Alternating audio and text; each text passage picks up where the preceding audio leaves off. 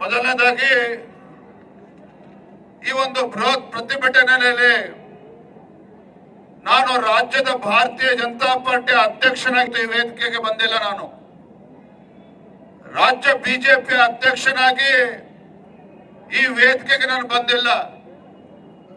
ಅಥವಾ ಇವತ್ತೇನು ದಲಿತ ಹೋರಾಟ ಸಮಿತಿಗಳು ಈ ದಲಿತ ವಿರೋಧಿ ಕಾಂಗ್ರೆಸ್ ಸರ್ಕಾರದ ವಿರುದ್ಧ ಏನು ನಮ್ಮ ಸಮುದಾಯದ ಅಭಿವೃದ್ಧಿಗೆ ಮೀಸಲಿಟ್ಟಿರ್ತಕ್ಕಂಥ ಹಣವನ್ನ ನಮ್ಮ ಸಮಾಜಗಳ ನಮ್ಮ ಮಕ್ಕಳ ಒಂದು ಆರ್ಥಿಕವಾಗಿ ಶೈಕ್ಷಣಿಕವಾಗಿ ಸಾಮಾಜಿಕವಾಗಿ ಅಭಿವೃದ್ಧಿಗೆ ಮೀಸಲಿಟ್ಟಿರ್ತಕ್ಕಂಥ ಏನು SCP SP TSP ಹಣವನ್ನ ದುರುಪಯೋಗ ಪಡ್ಕೊಂಡಿರ್ತಕ್ಕಂಥ ಕಾಂಗ್ರೆಸ್ ಸರ್ಕಾರ ಇದರ ಮಧ್ಯೆ ರಾಜಕೀಯ ಬೇಳೆ ಬೇಯಿಸ್ಕೋಬೇಕು ಅಂತ ನಾವು ವೇದಿಕೆಗೆ ಬಂದಿಲ್ಲ.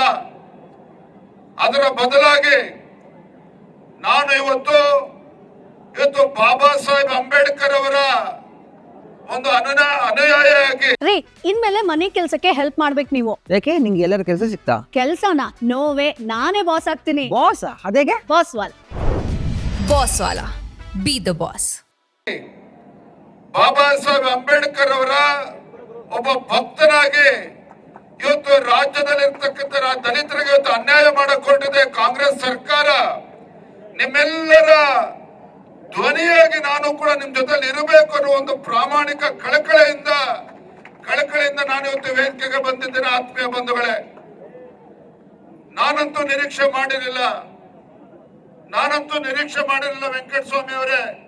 ನಮ್ಮ ರಾಜ್ಯದಲ್ಲಿ ಇವತ್ತು ಸಿದ್ದರಾಮಯ್ಯನವರು ಮುಖ್ಯಮಂತ್ರಿಗಳಿದ್ದಾಗ ರಾಜ್ಯದಲ್ಲಿ ಇವತ್ತು ಕಾಂಗ್ರೆಸ್ ಸರ್ಕಾರ ಆಡಳಿತ ನಡೆಸ್ತಾ ಇರ್ತಕ್ಕಂಥ ಸಂದರ್ಭದಲ್ಲಿ ಇಂಥ ಒಂದು ಕರಾಳ ದಿನ ನಮ್ಮ ರಾಜ್ಯದಲ್ಲೇ ಬರುತ್ತೆ ಅಂತೇಳಿ ನಾನಂತೂ ನಿರೀಕ್ಷೆ ಮಾಡಿರಲಿಲ್ಲ. ಚಲವಾದಿ ನಾರಾಯಣ ಸ್ವಾಮಿ ಅವರೇ, ನಾವಂತೂ ನಿರೀಕ್ಷೆ ಮಾಡಿರಲಿಲ್ಲ.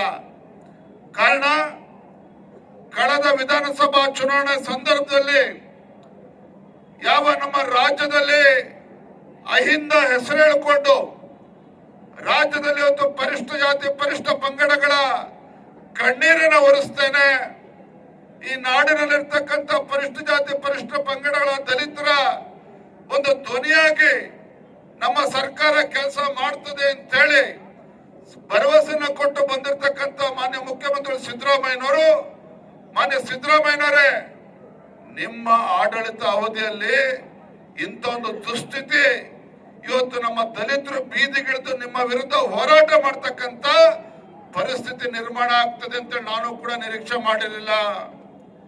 ನಾನು ಈ ವೇದಿಕೆ ಮೂಲಕ ರಾಜ್ಯದ ಮುಖ್ಯಮಂತ್ರಿ ಕೇಳೋದಕ್ಕೆ ಇಚ್ಛೆ ಪಡ್ತೇನೆ. ಮಾನ್ಯ ಸಿದ್ದರಾಮಯ್ಯನವರೇ, ಎಲ್ಲೋ ಇತ್ತು ನಿಮ್ಮ ದಲಿತರ ಪರವಾಗಿರ್ತಕ್ಕಂಥ ಕಾಳಜಿ?